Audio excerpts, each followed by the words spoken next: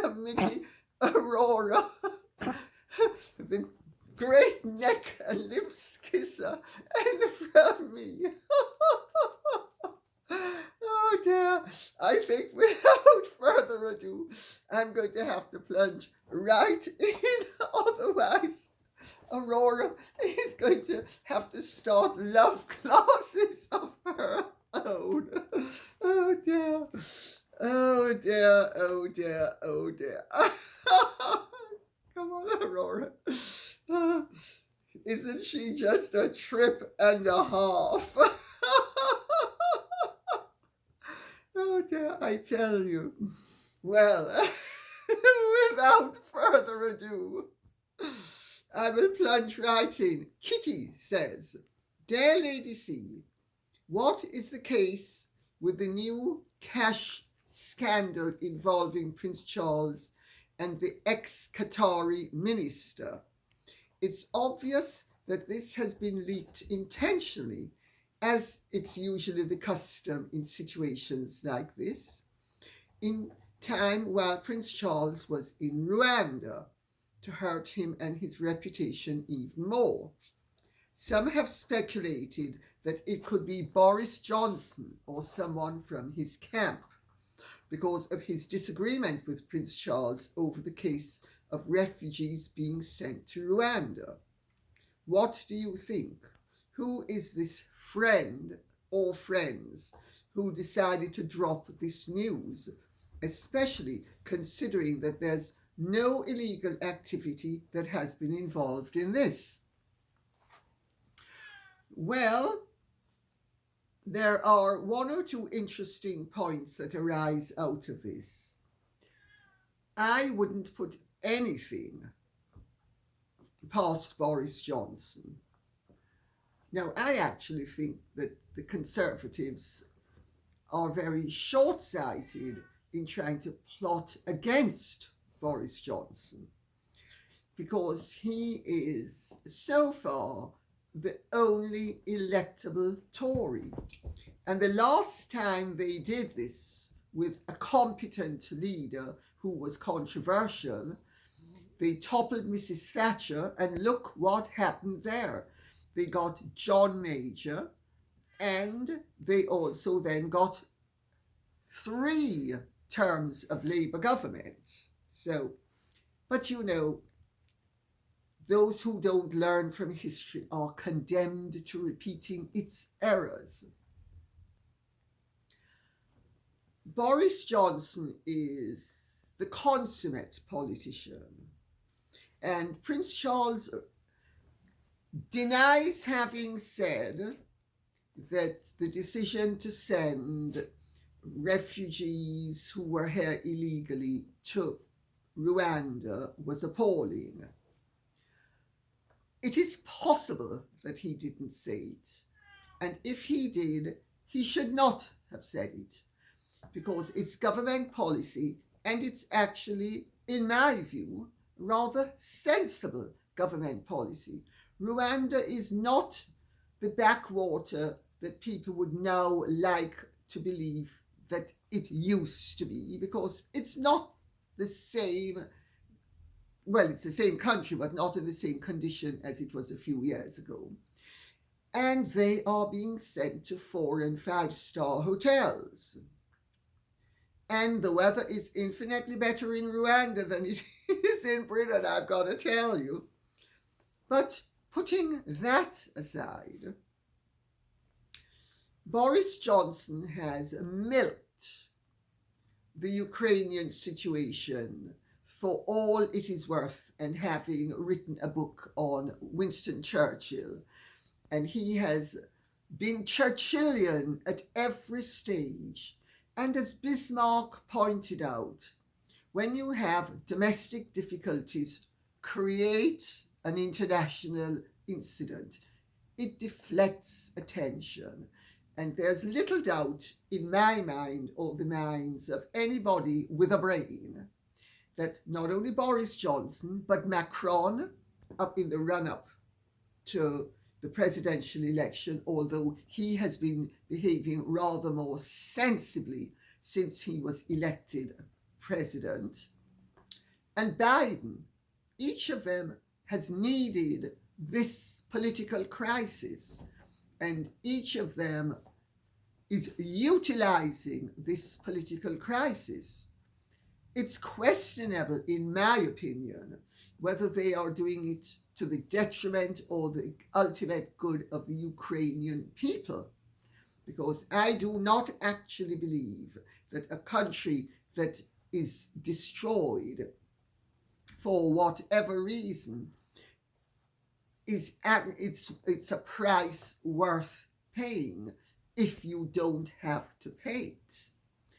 But I'm not getting involved with all of that, because the Ukrainian situation is very nuanced, and there's no doubt that Putin should not have attacked Ukraine.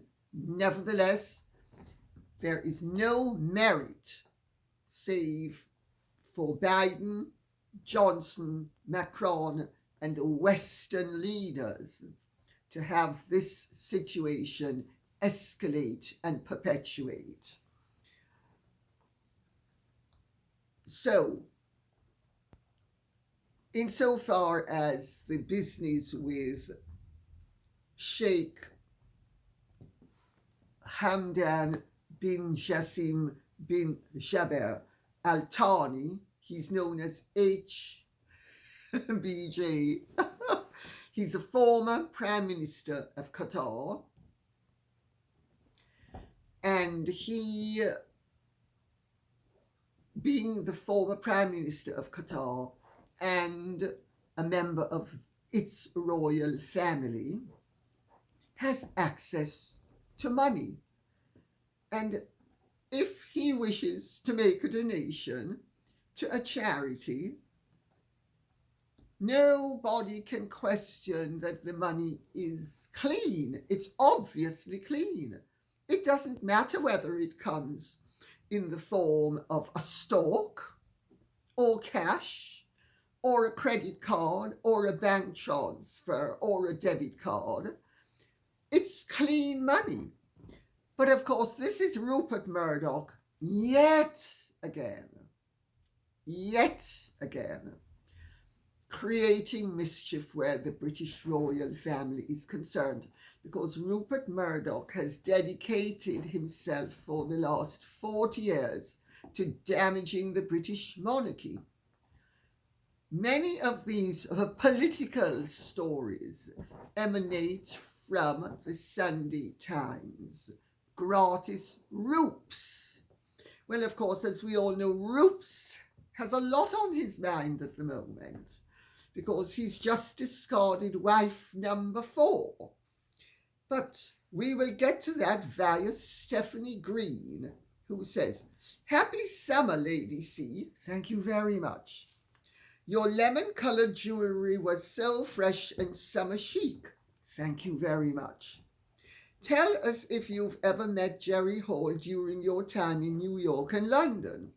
What are you hearing about her rumored divorce from your favorite person, Rupert Murdoch? Happy early 4th of July from your American friends."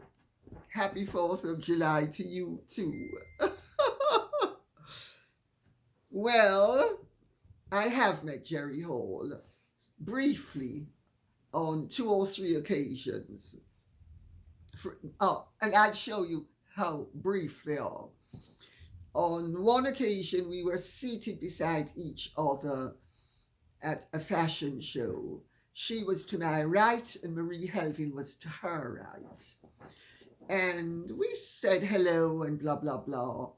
And Marie Helvin, I don't think at the time she was living with Mark Shand, but I think she had been living with him.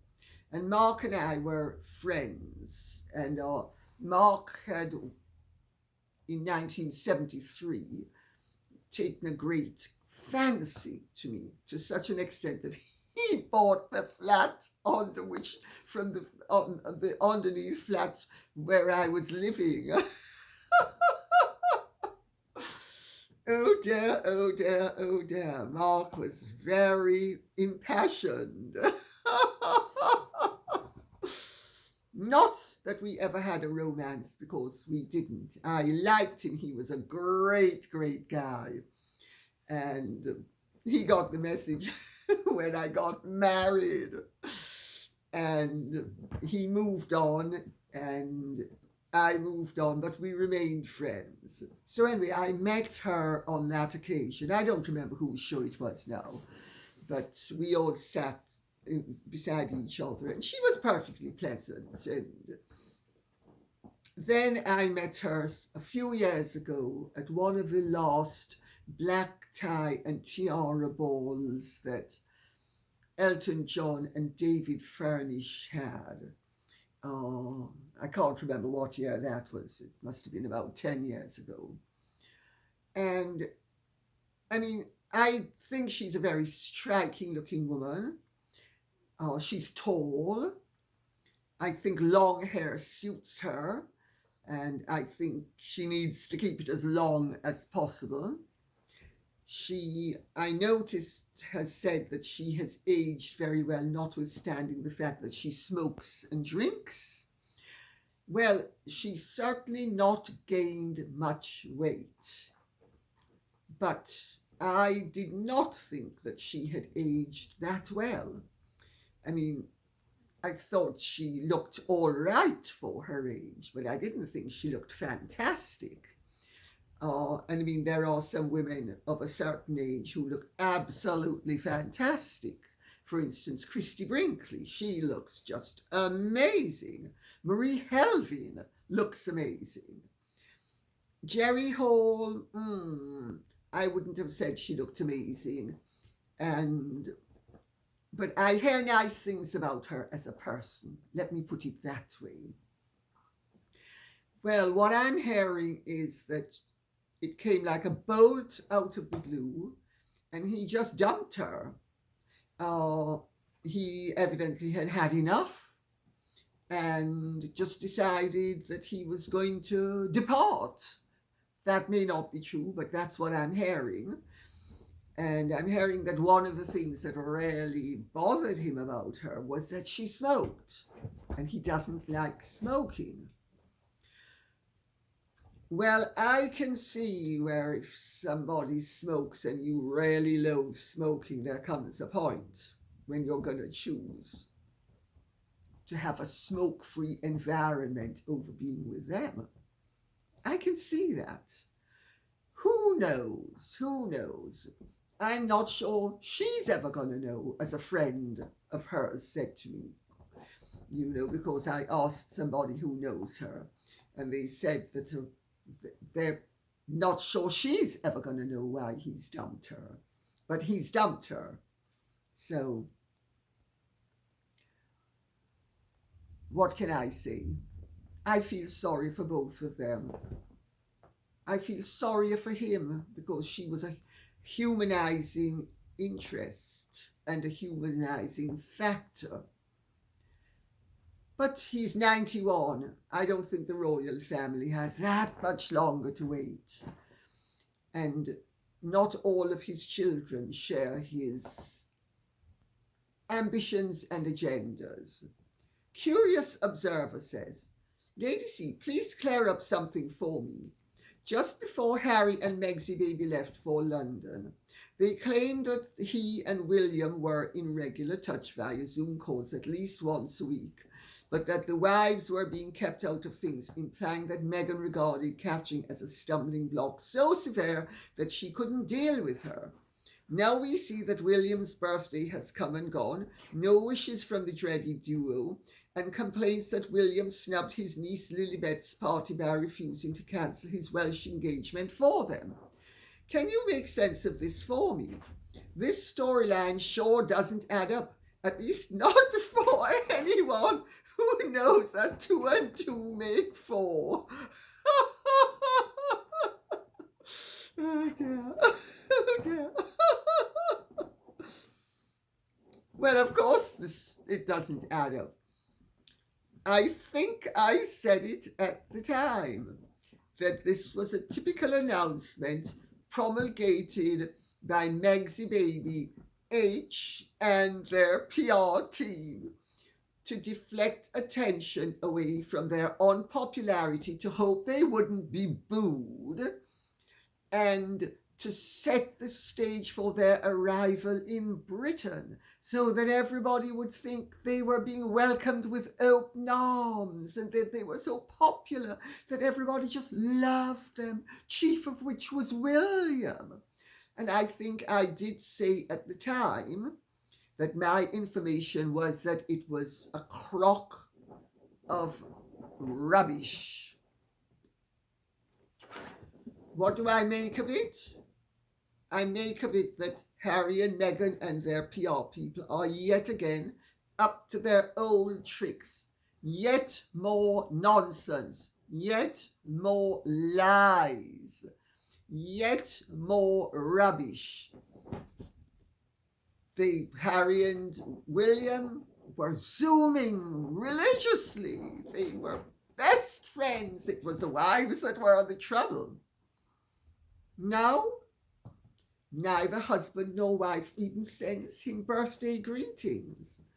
What I find astonishing is that responsible PRs can continue to represent clients who are so plainly inconsistent, who are plainly so illogical, who are plainly so stupid that they think that everybody is as dumb as they are and that we're going to believe this rubbish.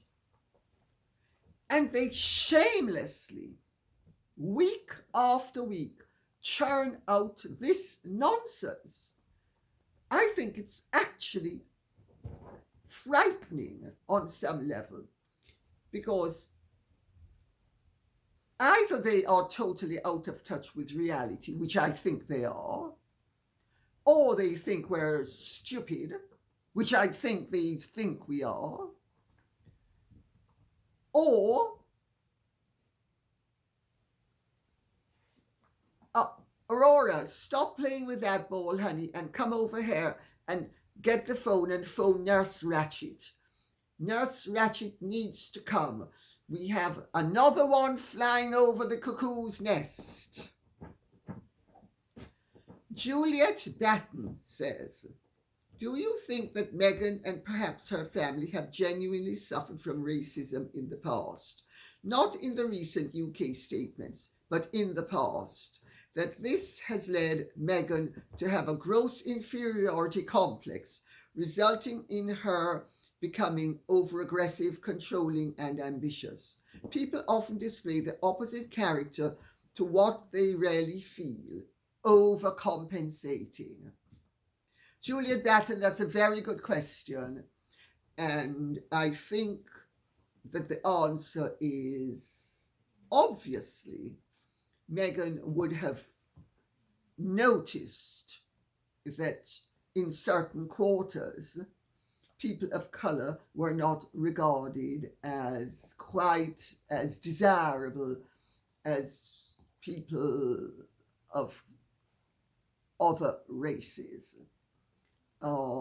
Less so now, and evidently when she was growing up, she grew up in a school that was very mixed, and there was absolutely no racial prejudice. I know this from her father. I know this from her family. I know this from her former teachers. So she experienced absolutely no prejudice personally.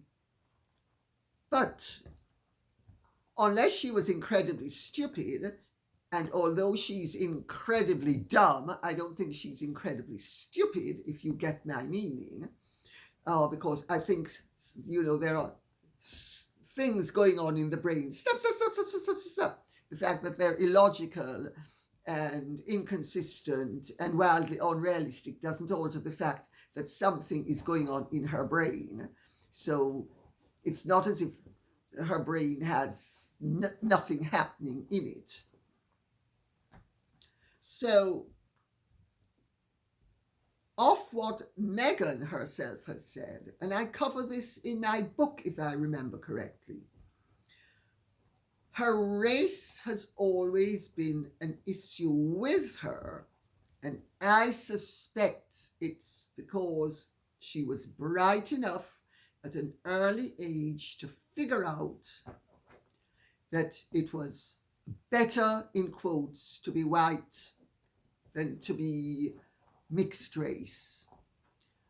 And she passed for white for most of her life. Nobody at her school saw her mother for years. Her mother never showed up till the end of her schooling. Therefore, this begs the question, why? Why?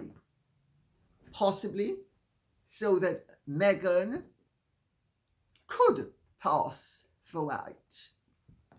Now, I actually don't see how Meghan, when she was growing up, passed for white, because to me she obviously looked what in those days in Jamaica you called coloured, or mixed race would be a better word to use now. But the fact of the matter is, I don't think she looked Caucasian. But maybe in that environment, people didn't realize, but they didn't. Nobody thought that her mother was black.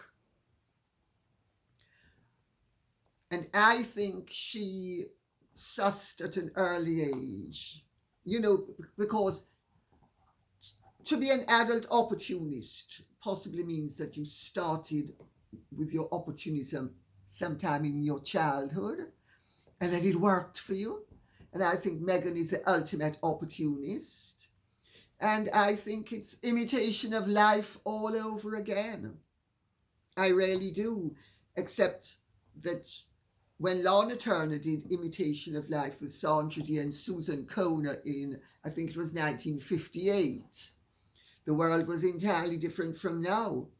And Megsy Baby discovered at some point, my goodness, I can use being mixed race. I can become black. I don't have to be white anymore. I gotta look white, but I can be black.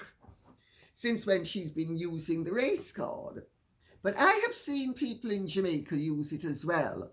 And I have to tell you, there's a type of person who's mixed race who uses it very calculatedly and opportunistically to eke out an advantage where none would otherwise exist. And I think this is what Meghan does. I think this is what she's been doing. She's seen how it can play well for her, or she thought it would play well for her. She didn't think it out properly, because she'd have realized that victimhood is deeply unglamorous and nobody was actually going to be besotted by her being a victim, although her personality types require not only admiration but sympathy. So, yeah, I think, though, it's not necessarily allied to the fact that she witnessed prejudice, but she might have heard from her family that there had once been prejudice, because there was prejudice. When I was a child, there was a lot more racial prejudice than there is now. And this is why I say it is wonderful. We should celebrate the achievements that we as a society have achieved in the last several decades, and not act as if our achievements don't exist, because they do exist. So I think it's, to wrap it up, I think she has opportunistically used it, but I am pretty sure, according to everybody who knows her, she has personally never experienced racial prejudice. And as P. Dina has made very clear, Meghan can't have experienced racial prejudice, because nobody looking in on Meghan from the outside, unless they knew that she was mixed race, would necessarily think she was mixed race. So it's just opportunism. But I think the opportunism is based upon the fact that she felt ashamed and embarrassed to be mixed race. That's my personal feeling. I've seen people who feel embarrassed about all sorts of stupidities. I know somebody who's part Jewish who is very embarrassed about being part Jewish. I know somebody who is Arab who is embarrassed about being Arab. I know a baroness, incredibly, who is embarrassed about just being a baroness. I mean, the possibilities for embarrassment are legion if you decide that you're going to seek out your disadvantages instead of focusing on your advantages. So I make that point for what it's worth. Michael Tolliver says, does this mean that Netflix and Penguin are racist? No. Michael Tolliver, of course it means they're racist. I mean, if they weren't racist, they would be celebrating the fact that Megxy Baby and H came to England and were booed. They were booed because they're so great. They were booed because they are so wonderful. They were booed because they are eco-warriors. Remember, eco-warriors? One private plane journey at a time. Modest to a fault. One couture dress at a time. Flying over makeup artists, hairdressers, and then to have her hair looking like something out of a rag doll's parade, because I don't know if you noticed that photograph of her in the window, you know, the one where you can't see her hands, but the ring that she's wearing has been merched on the merching site. Information that obviously didn't come from Megxy Baby, because she would never dream of violating her privacy or leaking anything about herself, not even for money. But there is her hair cascading down. Or she bought the hair, so let's not be unkind. It's her hair. I mean, it doesn't matter that it came from 1,000 Turkish virgins. It's her hair. Don't be wicked. Really. She bought it, it's hers. And it's cascading down one side of her face and one side of her body, while the hat is going in the other angle. So inelegant. So déclassé. So unsophisticated. So arriviste, pretentious. And she flew over a hairdresser and makeup artist to look like that. As they used to say in New York when I was at FIT, I gewalt geschrien, which is a yell and a shriek to God. Lebedev Raskolnikov says, I agree with you about democracy and rights, Lady C. But if it emerges that H has knowingly deceived and perpetrated a fraud on the state and the British people with his children, then that is surely grounds for removal of H's titles. As for Andrew, I believe he's innocent, nothing proved. The decision should be entirely in the hands of the monarch, not a parliamentary commission. I couldn't agree more, but I need to make the point, Lebedev Raskolnikov, that there is no suggestion that Harry has perpetrated a fraud upon the public, nor is there any suggestion that Meghan has perpetrated a fraud upon the public. And these are points which need to be made very clearly for legal reasons. The fact that the subject is an ongoing one is entirely due to their conduct and their refusal to clear up a mystery they have created. And they are the ones who have mischievously opened up the possibility that they have indeed created a fraud upon the public. I personally need to say this for legal reasons. Do not for 1 nanosecond wish to propound the theory that either of them has created a fraud upon the public. But if anybody in the public eye had faked a pregnancy, yes, that would be a serious enough situation to warrant loss of status. And certainly, if a royal had done it, they should be stripped of their royal rank and their royal titles, including any peerage that they might have. And it should be done via the monarch, not Parliament. Parliament is not a court of law, and Parliament doesn't have the right and shouldn't have the right to punish people for wrongdoing.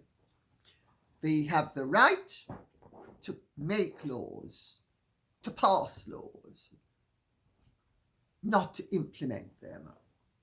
Stephanie says, Lady C, why is Archie and Lili allowed to be in the line of succession when everybody knows egg donors, genetic selection, gender selection, and surrogates were used?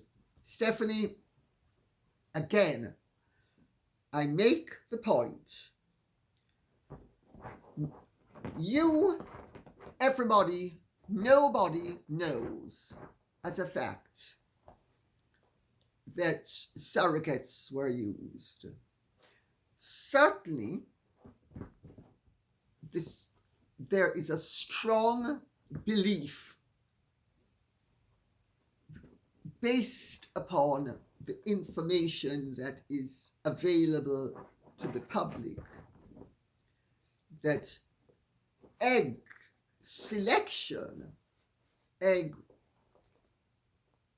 because remember, Meghan's father has confirmed that her eggs were harvested and that she collected them. That strongly suggests that Meghan is not transsexual, and nor is she androgen insensitive intersex, because she wouldn't have eggs to be harvested and collected if she were either of those. I just make that point for what it's worth. However, we are coming on to the business of eggs and help. So I'm not going to answer it right now. I'm going to go into the next few questions where the business of Meghan's eggs and the treatments that the people she availed herself of would be suggestive of is so. But I think we need to be really careful to be aware of the fact that just because there are rumors out there doesn't mean they are fact.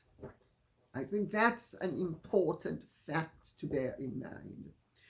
GON says, does Lady C believe the children are real? Thank you for the great content. Yes, I do believe the children are real. I believe the children exist. I believe that they are kept out of the public eye in a somewhat unacceptable manner.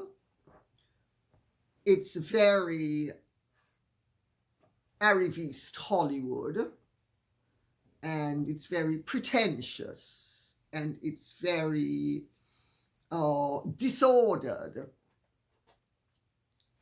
But I think they do exist. And I say that, by the way, as somebody who did not have my children as accessories. I did not have my children as accessories. I made sure that they were kept pretty much private. But there is a difference between my children being private and royal children being private. And my children were allowed to lead perfectly normal lives, which these children are not being allowed to lead. They're not leading ordinary royal lives. They are leading very bizarre, Meghan's idea of classy lives, which I think is something that the children are going to live to regret bitterly. But I do think the children are real.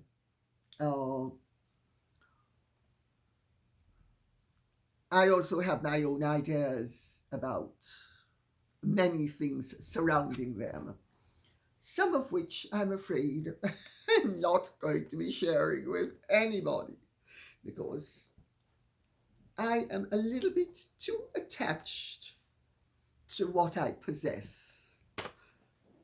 But Caroline D says, I wonder if the doctor's decision to go on leave on the 30th of June has anything to do with Tom Bowers' book on Meg's baby due out in July.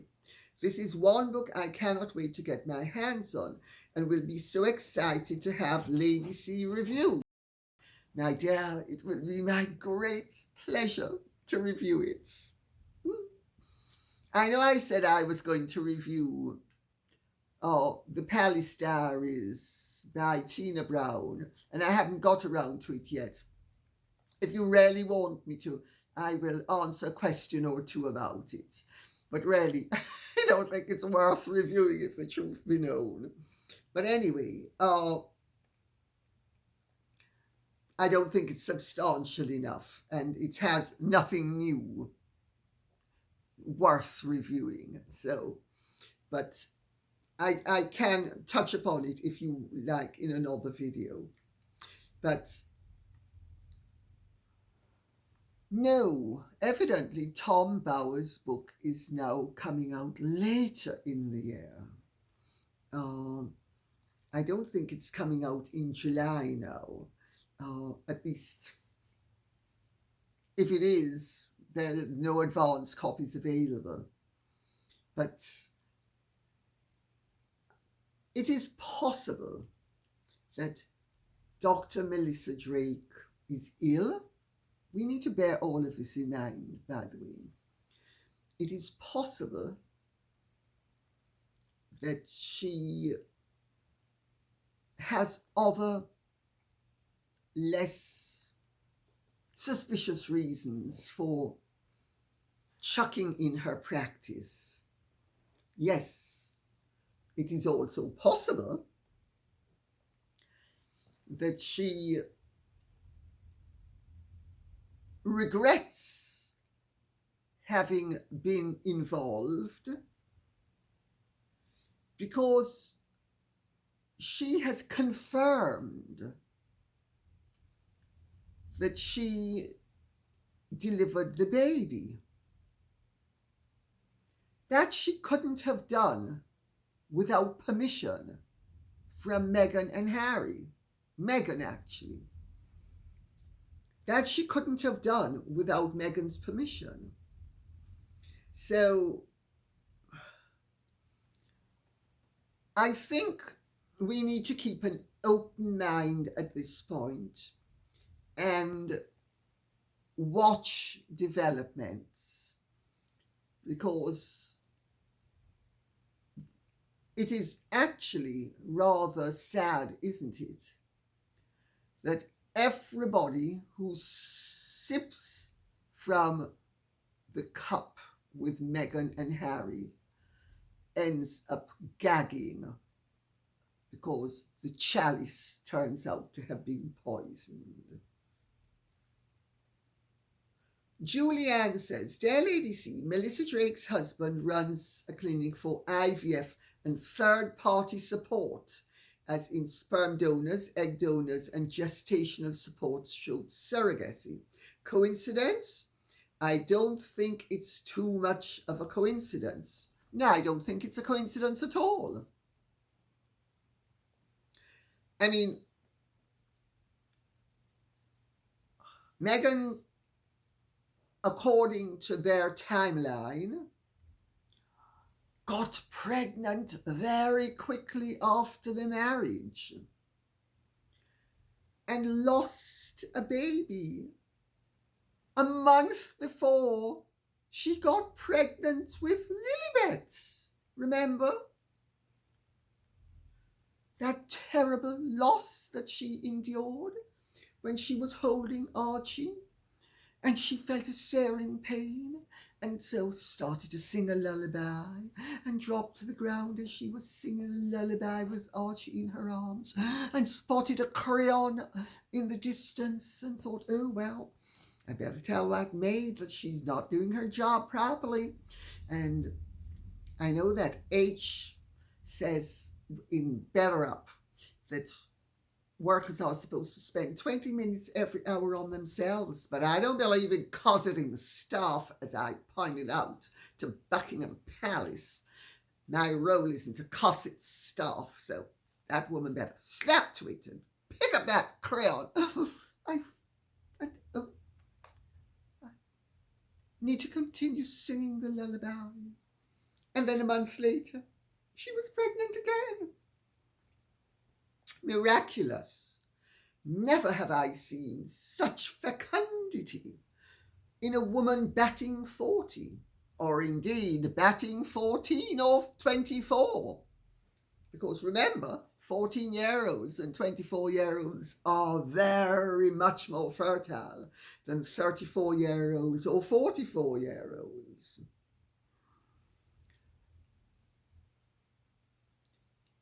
If Meghan had eggs that were harvested, and it is quite possible, and there's nothing against the law, and in fact you could say she's fully within her rights to harvest her eggs, use them, select whatever she wants to select with Harry, and do it with Melissa Drake's husband. Well, I think, Doctor, I'd really like a blue-eyed, red-haired daughter, really pale skin. I don't care that I have brown eyes, and that my mother has brown eyes, and that brown eyes are the dominant gene. I don't care. H has blue eyes. You need to just get rid of those brown eyes out of that material. I have some friends who are a gay couple, and they're female, and they went to LA, and they were able to choose absolutely everything about the baby. Color of eyes, shape of nose, color of skin, intelligence, you name it. I mean, a massive shopping list. So, and we know that Megs is a great merchandiser who likes merchandising, and I'm sure that her merchandising skills do not only extend to selling but to buying. And if it was to buy just the baby that she wanted, as long as it's her egg and Harry's substance, let's put it that way, they can make any cocktail they want, and it's perfectly legal. Where it becomes questionable is if the egg were implanted into another body, the fertilized egg, or if someone else's egg were used in her body. And these are questions that have arisen because of her conduct. And these are questions that really, it would be very, very nice, to put it mildly, if she and Harry would simply clear up. Because there's no reason to have a mystery unless there is a reason to have a mystery. And certainly there's no reason, if you're reasonable and you have your children involved, to have speculation about their identity if there is no reason to have speculation. Annette Fournier says, HIPAA laws protect Meghan if she were a patient. Only if she were not a patient is it a hot topic. The surrogate, if used, is also protected by HIPAA law. Only one not protected is Lili, as birth records are public. The wording is evasive. It states that the obstetrician used does not mean was delivered of Meghan's body. It can mean used for delivery of the child they have, of anyone's body. And this, again, is where the mystery deepens when it should be clarified. And it's really very tiresome.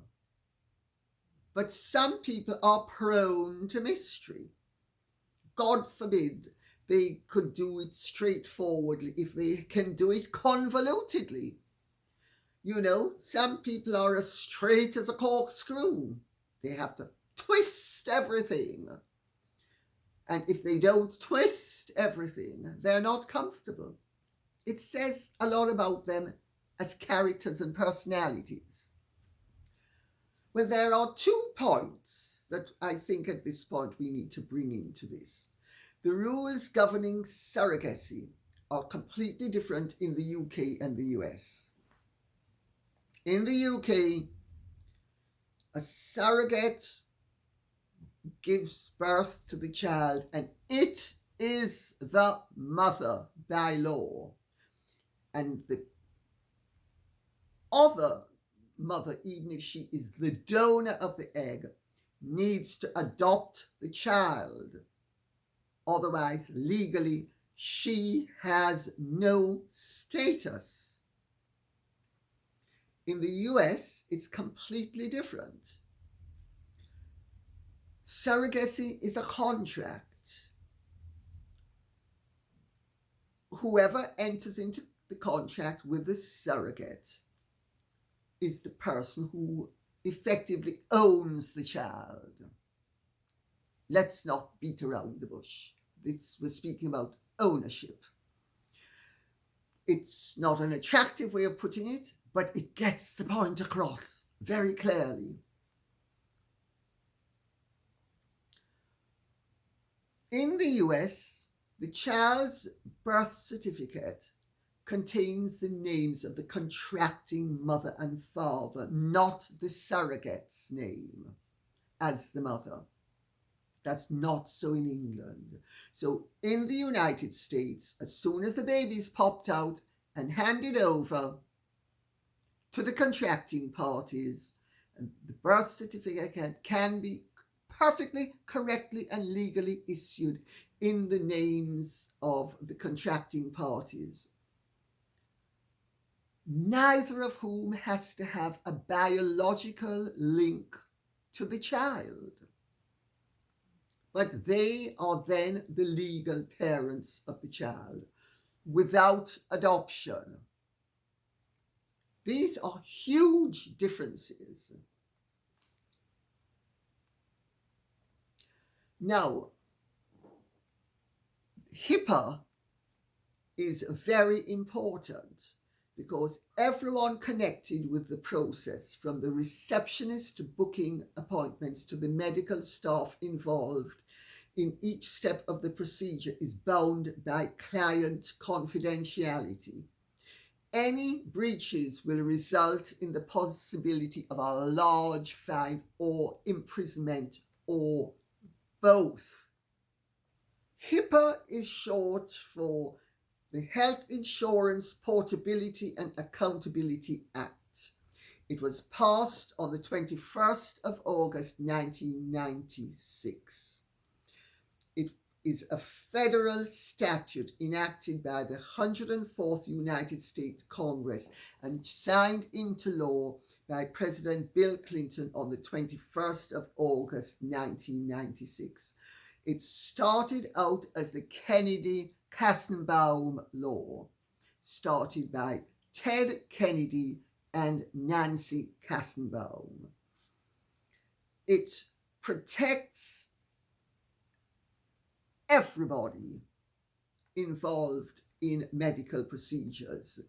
And I am going to read out some of the penalties, civil as well as criminal, because everybody from the receptionist who takes a phone call to the cleaner who picks up the waste paper baskets, rubbish, to the nurse, to the doctor, everybody involved with the process, not only in the hospital at the birth, but throughout the entire process, is bound by HIPAA penalties.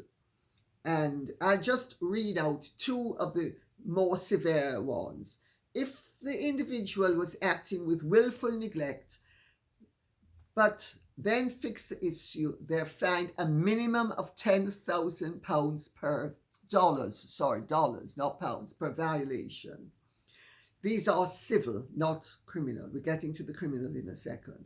And if the individual was acting with willful neglect and did not fix the issue, they're fined a minimum of $50,000 per violation. Now we get to the criminal HIPAA penalties, which will show you why everybody is muzzled, because it's not worth anyone's while to ever violate medical confidence. If the individuals committing the violation did so with a malicious intent, the violation leads to criminal penalties. The penalties in such cases are, and I'm just going to read out three. If the individual knowingly obtains and discloses PHI, they can get fined up to $50,000 and jailed for up to a year. If they commit violations under false pretenses, say they're a journalist or a dissatisfied worker who decides they're going to trash the boss, they can be fined up to $100,000 and jailed for up to 5 years. And if the individual commits the violation for personal gain, that is, if they sell PHI or uses it to harm the patient, get what I'm getting to now? They can get fined up to $250,000 and jailed for up to 10 years. Do you now begin to see why it is completely obvious that anybody connected with any medical procedure, even with a famous person, even with a famous person whose treatment is being speculated upon, nobody involved in the process dares to call time on the tune. The only people who can call time on the tune are the people who are the patients. Angela Giorini Peroni says, who in their right mind accepts an invitation to a special event honoring someone important and then hosts their own independent event for someone else in the middle of it? So we're coming on to something rather lighter. We're going to end on a rather lighter note. That's party hijacking. And the nerve to whine about being victimized. They set this up to appear snubbed. What a crock. The stupidity is mind-numbing, isn't it? But they think we're the stupid ones because they think anything they say is believable. And on that note, I think I ought to say thank you very much for listening. I hope this has been of some interest to you. If it has, please like, share, subscribe, press the notification bell, and please keep the questions and comments coming in. This cannot be done without you. I know I keep on saying it, but it's absolutely true. So thank you very much. Godspeed and goodbye.